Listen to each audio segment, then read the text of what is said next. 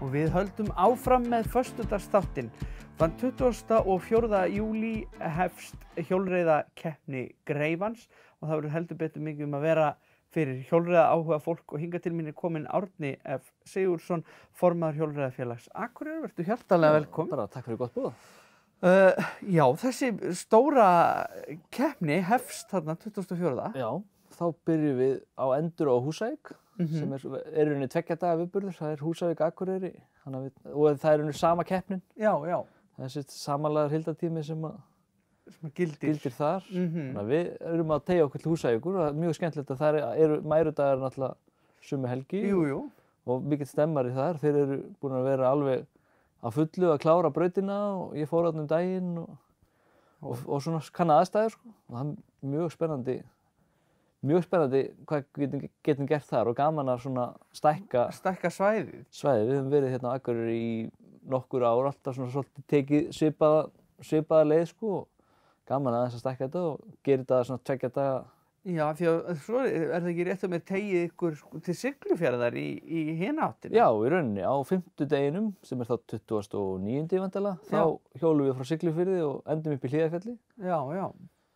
Og náttúrulega mikið í fjallinu, það er náttúrulega gaman að segja frá því að opnaði náttúrulega í gær hjólreiðastaðan þar og það fyrir þá sem ekki þekkja til að það er orðið bara svona ævintýraland fyrir hjólreiðamannin, er það ekki? Já, það opnaði núna í gær, sumaropnun, ég held sér 3. eða 4. sumari sem er rauninni, lyftan opnar á sumri og við erum með mót þar sko, tökum sunnudaginn, 25.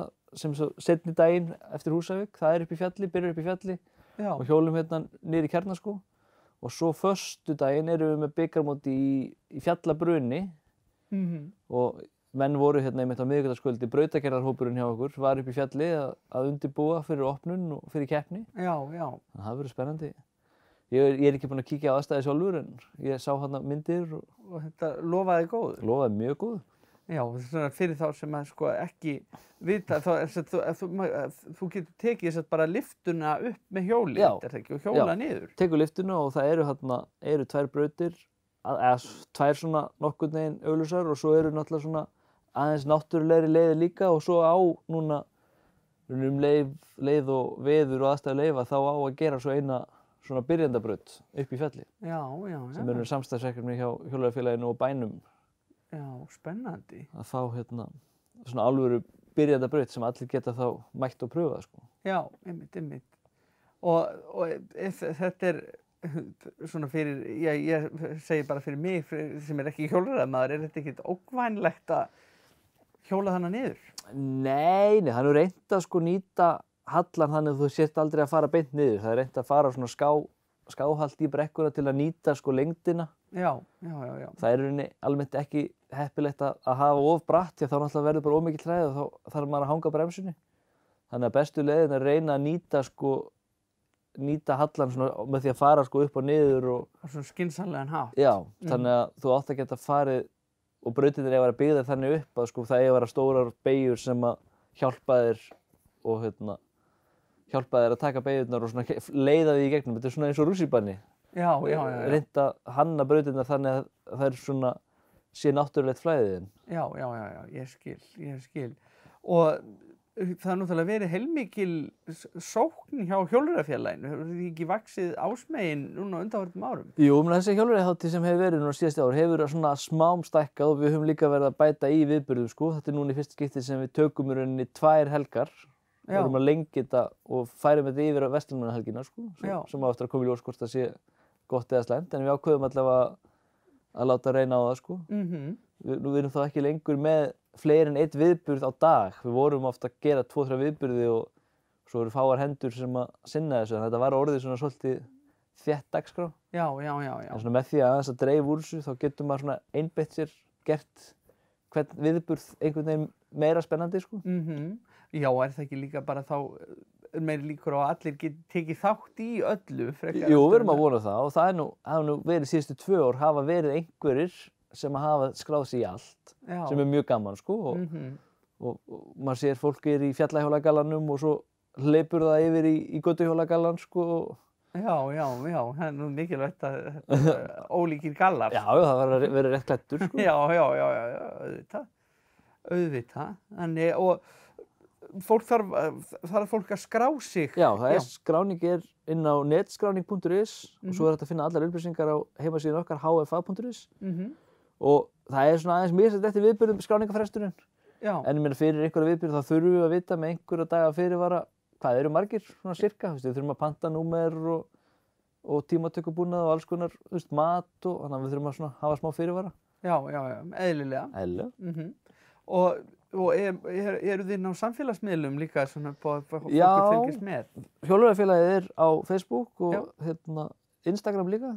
Það er bara Hjólreiðafélagið Akureyrar held ég á báðum miðlum. Þannig að upplýsingar hátíðina og svona skráningar, frest og annað ætti að vera þar líka. Já, en heimasíðan okkar er svona grunnur. Við vísum alltaf þangað því að þá getur maður uppfært allar upplýsingar þar og vísa svo alltaf í heimasíðuna í staðinn fyrir að vera með einhverja gamla pósta sem eru að ljúga gömlum upplýsingum.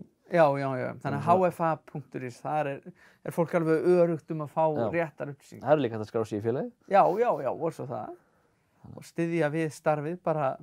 Já, við það er einhverjir segja bara, ég er ekki hægt að keppa, ég þarf ekki að vera félagið. En auðvitað þetta, við erum líka, hugsa okkur sem hagsmunafélag fyrir hjólreiðafólk, sko. Já. Og við erum kölluð á borðinu, með gerð stíga og alls konar svona, við erum alveg svona aðeins kölluð á borðinu varðandi skipulagsmál líka og höfum sendt inn greinagerðir og Einmitt, þannig að þetta er snýst ekki bara keppnir. Nei, svo er þetta náttúrulega líka bara félaga. Við erum með 50 krakka á fjallahjólaæfingum og eitthvað 50 fullorðna á götuhjólaæfingum og þetta er svona...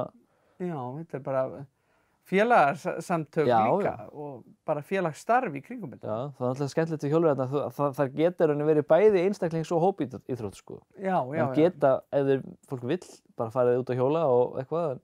Svo er líka gaman að vera í hóp og... Já, bara að njóta þess saman að hjóla. Og eins og endurummótið, það er alveg 50-50 hvort það sé keppni eða hvort fólk sé bara mæta upp á stemminguna, sko. Já. Og það er líka bara frábært að geta blandað í og þá eru bara þeir að keppa við tímann sem vilja og það er bara að njóta. Algjörlega, og það hefur verið svolítið þannig, sko. Og þetta er alltaf gaman að sjá hver maður stendur, sko. En þetta snýst fyrir mjög marga fyrst og fremst upp á stemminguna og bara hittast og hafa gaman og... Auðvitað, eins og það á að vera. Eins og það á að vera. Frábært, við hvetjum þetta bara alla til þess að fara inn á hfa.is og skrá sig til leiks og bara gangi ykkur vel með þetta og takk fyrir að koma í þáttinn. Já, og líka koma og horfa á. Akkurat. Já, takk fyrir. Kærar þakkir. Minnst það.